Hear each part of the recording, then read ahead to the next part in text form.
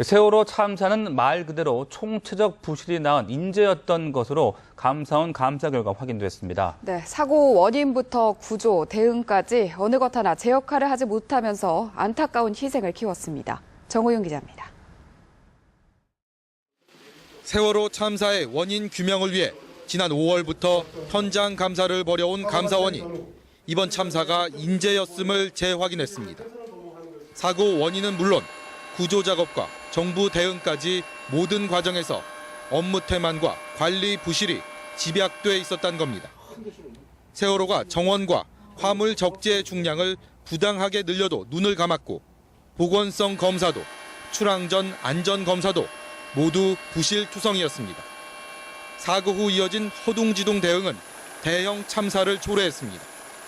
사고를 가장 먼저 감지해야 할 진도해상관제센터 VTS는 사고가 나고 16분이 지나서야 늑장 파악해 구조의 기회를 날려버렸고 구조당국도 서로 책임을 미루는 사이 돌이킬 수 없는 시간은 흘렀습니다.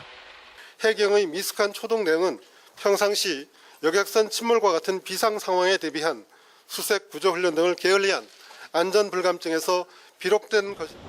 인천해경 직원 3명이 세월호 운항 관리 규정 심사 나흘 전 세월호 선사인 청해진 해운 직원으로부터 교통 편의와 식대, 주류 등 접대를 받은 사실도 드러났습니다. 감사원은 기록 위조의 향응, 그리고 책임 떠넘기기 등 집단 무책임이 복합적으로 작용했다며 해수부와 해경, 안행부 등 관련자 40여 명의 책임을 규명해 엄중 문책하고 개선 방안을 마련할 계획이라고 밝혔습니다. 293명의 안타까운 희생자가 발생한 세월호 사고. 11명은 아직도 가족의 품으로 돌아오지 못하고 있습니다. 뉴스Y 정호윤입니다. 세월호 참사 초기 상황을 통제하고 지휘해야 할 중앙재난안전대책본부도 제 역할을 하지 못했습니다. 네, 중심을 잡지 못하고 우왕좌왕하는 바람에 골든타임을 놓친 것으로 확인됐습니다. 박진영 기자입니다. 세월호 사고 당시 중앙정부 사령탑이라 할 수 있는 안전행정부의 중앙재난안전대책본부. 정작 컨트롤타워 기능은 멈춰 있었습니다. 중앙재난안전대책본부를 중심으로 기관 간 혼선과 대응 역량의 부족이 여실히 드러나면서 국민적 불신을 초래했습니다. 사실 확인 없이 구조자 수를 집계 발표했다가 뒤늦게 정정했고 해경 등과의 협의도 없어 서로 다른 내용을 발표하기도 했다는 겁니다.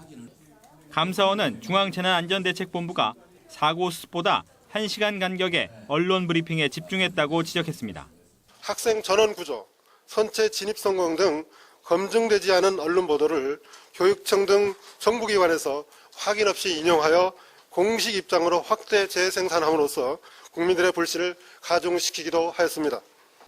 본부장인 강병규 안행부 장관도 오전 9시 45분 본부 가동만 지시하고 경찰교육원 졸업식에 참석하는 등 사고 상황 파악이나 초동조치 지휘를 소홀히 했다는 겁니다.